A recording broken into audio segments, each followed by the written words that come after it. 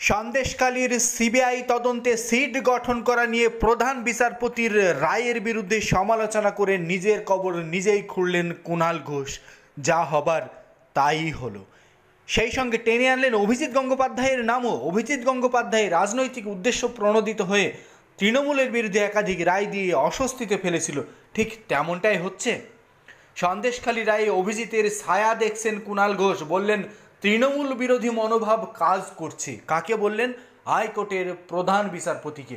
সন্দেশখালীতে যে অন্যায় হয়েছে সেটা খতিয়ে দেখার জন্য সিট গঠন করে সিবিআই একটি পোর্টাল চালু করবে, ওয়েবসাইট চালু করবে। সেখানে সিবিআইয়ের ওয়েবসাইটে সাধারণ মানুষ তাদের অভাব, অভিযোগ, অন্যায় এবং তৃণমূলী দুষ্কৃতীদের গুন্ডা বাহিনীর যে অন্যায় সেটা তুলে ধরতে পারবে। আর তাতেই গায়ে ঝাল লেগেছে কুণাল ঘোষের। এবার প্রধান বিচারপতি টি.এস. শিবগানমের রায়ের বিরুদ্ধে কথা বললেন তৃণমূল বিরোধী মনোভাব কাজ করছে। কাকে উদ্দেশ্য করে বলছেন? হাইকোর্টের প্রধান বিচারপতিকে। বিচারপতি পদ ছেড়ে বিজেপিতে যোগ দিয়েছে অভিজিৎ গঙ্গোপাধ্যায়, সেই বিষয়টিও টেনে আনলেন। প্রত্যক্ষ রাজনীতিতে চলে আসার পর রায়গুলি নিয়ে তৃণমূল বারবার অভিজিৎ গঙ্গোপাধ্যায়কে খোঁচা দিচ্ছেন।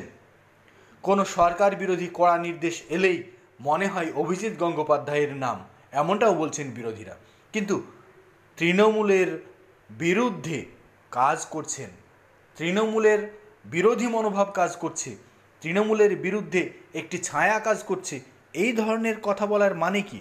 প্রধান বিচারপতি যে রায় দিয়েছেন আইন কানুন মেনে, উভয় পক্ষের আইনজীবীর সওয়াল জবাবের পর, কারণ আইন আদালত একমাত্র পারে দেশের জনগণকে রক্ষা করতে। কারণ রাজধর্ম পালন করতে যখন ব্যর্থ হয় তখন আইন আদালতই শেষ ভরসা মানুষের। আর সেটা করতে গিয়েও হাইকোর্টের প্রধান বিচারপতিকে খোঁচা শুনতে হচ্ছে, যা কার্যত ভয়ঙ্কর পরিস্থিতি তৈরি করছে।